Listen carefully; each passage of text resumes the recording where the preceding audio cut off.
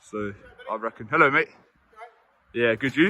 Yeah, I'm good. Good. How come you're taking photos? It looks like you're taking photos of the police station. No, I'm recording. I'm not taking photos. Okay. Why are you recording the police station? So what is it? A crime to record? Well, no. Is this not This encounter begins in a calm, non-confrontational manner. The auditor is openly filming a police station from a public place, immediately clarifying that he is recording, not taking photographs, and asking a fundamental question. Is this a crime? The officer correctly acknowledges that recording itself is not illegal, but quickly pivots toward suspicion, referencing hostile reconnaissance. This moment sets the tone for the entire interaction, highlighting the tension between lawful public recording and perceived security concerns. In the space that we live in, people do a lot of hostile reconnaissance in course, relation to terrorism. of course. We're obviously asking the reasons why you're... So are you implicating that I'm a terrorist? No, I'm just asking the reasons why. As a stop and account as a police officer, I'm asking the reasons why. No, it's just matters of public interest. That's all. Oh, it's a matter of public interest? It is, yeah. Okay. What's your name, sir? Am I obliged to give you my name? Well, I'm asking you. I don't need to give you my name. Okay. I don't even need to talk to you. It's my right to not speak. Okay. So, is there any reason why you're not going to tell me your name and you're recording the police? Because I'm not obliged to give you my name. Okay. And you said it's a matter of public interest. It is. What public interest is that? Just matters of public interest. Okay. What public interest is that? You know, I live in this community. You know what I mean? So. Okay. Is there any particular reason you're down here? I've said. Well, I'm just filming. Interest, it is just a building. Is there It's a building. I'm interested in the building. It's my community. Do you know what I mean? I've I've got a right to film. Here, the officer escalates the encounter by repeatedly questioning motive and implying potential links to terrorism, despite no evidence of wrongdoing. The auditor calmly asserts his right not to provide personal details and frames his filming as a matter of public interest. This segment demonstrates a common audit theme: police reliance on vague security language rather than specific legal authority, while the individual correctly exercises the right to remain silent. Fair enough. So, are you local to the area? I'm local to the area. Yeah. Can we just make sure that we maintain a bit of distance? No, that's fine. So you guys have come out a little bit. I'm more than happy with distance. But best believe there's no hostile reconnaissance, you know what I mean? Those that would be doing hostile reconnaissance probably wouldn't be doing it in such an open space, right? You'd be surprised. So, you know, suggesting things like terrorists and that is a little bit... Well, it's not really, Come on, mate. It's very understandable as to the reason why we're asking. It's not really very understandable, is it? Police officers. And I've answered your question why I'm recording the police station. You've said it's a matter of public interest, but you're not telling me what that public interest is. My interest, my public interest. Your public interest? My public interest in the okay, police and station. what interest do you have in it then? I'm just Explain more about your Well, you are a interest public as to the reason servant, why. this is a public building, Okay. so technically we own the building, right? Okay. I'm a crown servant, not a public servant, so if we want to go to that really level, we can. So is there any reason why you're not telling us your name then? Because I'm not obliged to give you my name. I haven't asked you your name. No? I haven't asked your address. Any of these guys' addresses. I'm not interested. We're in a public space.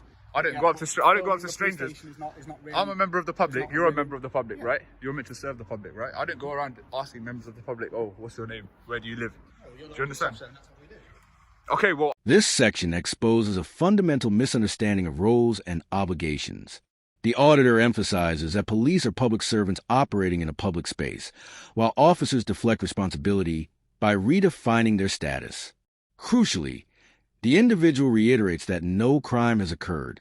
This moment reinforces a key audit principle. Police authority must be grounded in law, not discomfort or curiosity. I haven't committed a crime. Your job is to uphold the law, right? So where there's crimes, Our job is to keep the peace. come on, man.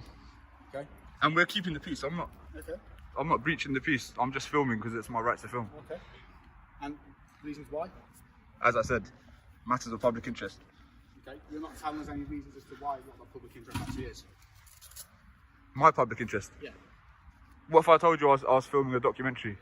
Okay. No need to get your notepad out, mate. I'm not going to give you my details. Okay, that's fine. So let me know if I'm on the verge of committing an offence or anything like that, and I'll stop, because it's not my, you know, I haven't come here to commit any offences, or, you know, no one likes a criminal. No, I'm not saying Don't drop that. Nobody likes it. I know, so you know what I mean? We've both got the same public interest then, right? Okay. So if we've got the same public interest and we're working to the same Yeah, things, yeah. why are you being suspicious by not telling me? How am I being suspicious, mate? Well, you I'm are. engaging with you, aren't I? Well, I appreciate you've got your face covered. Okay. COVID, understandable. I've got nothing to hide, you know what I mean? I'm not wearing it for the sakes of Okay.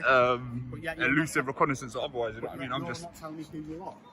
I don't need to tell you who I am. Okay. Do I? Okay. Am I obliged to Why- tell you who why I are am? not telling me who you are? Because I don't need to. Okay. You can't really infringe my rights like that, you know?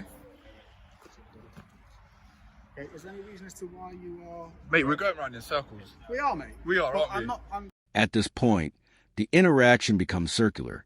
The officer openly admits increased suspicion solely because the auditor refuses to identify himself. This is a critical legal failure. Exercising a lawful right, such as remaining anonymous, cannot by itself generate reasonable suspicion. The auditor remains composed, engaging without escalating, while the officer unintentionally demonstrates how rights are often mischaracterized as red flags. Actually, very more suspicious of you now than when I initially came out and spoke to you. Okay, what are you suspicious of? Because you're not telling me your name. And you're Because I don't need to give you my name. Interest, but you won't tell me more about that local interest. Alright, what if I told you I'm filming a documentary? Okay, and the documentary's for what? Just for my own use. Okay. Okay. Okay. We'll get a skipper down and we'll sort this out. We can get a skipper down. You can get whoever you want down, mate. It's no problem. You can crack on. Get whoever you want down. Get your sergeant down. Get your lieutenant down. Get the queen down. It's not a problem. I'm not happy with that. We'll wait. We can wait, mate. I can hear all day. We'll wait to sort that out. All right? And what's your name, please, if you wouldn't mind identifying yourself? 3528. And your name? I'm not going to give you my name. So is it not your... Are you not meant to... You could be anyone. You're in uniform. I could be. But you've got my shoulder number, 3528. And you're not going to give me your name? No. Well, you're not giving me your name. Okay. Yeah, but I'm not in a duty of care. Do you understand? I don't have to... I don't have to give you my name. What duty of care do I have with you? I'm not obliged to give you my name. Alright.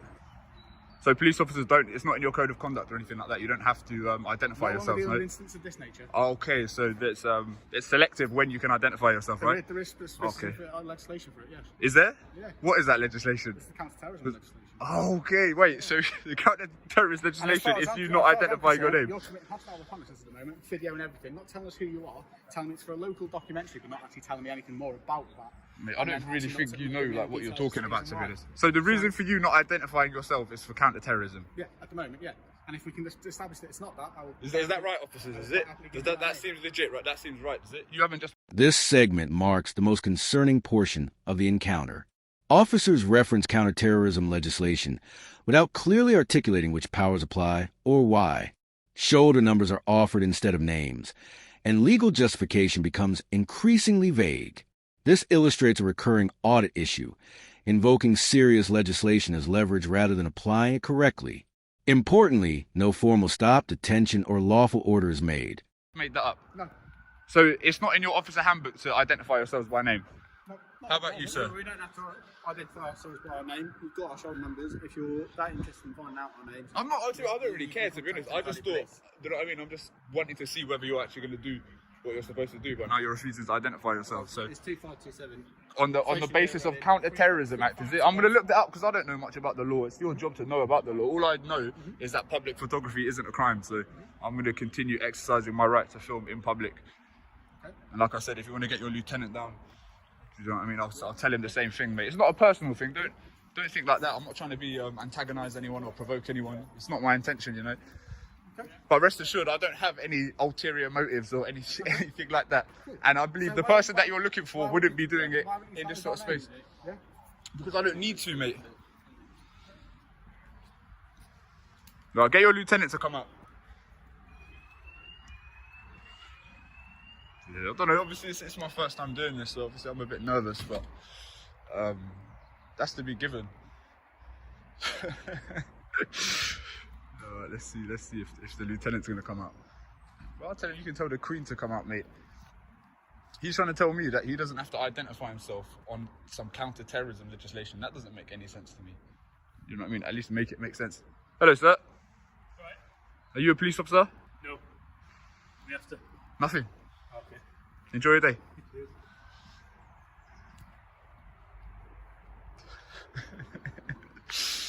Oh, man. These police are funny, man. See, I don't know much about the law, but clearly they don't either.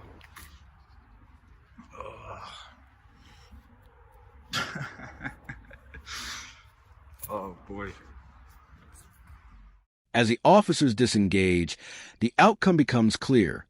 No crime, no detention, and no lawful interference with public filming. The auditor reflects honestly, acknowledging his own nerves while correctly asserting his rights. This encounter reinforces a vital lesson.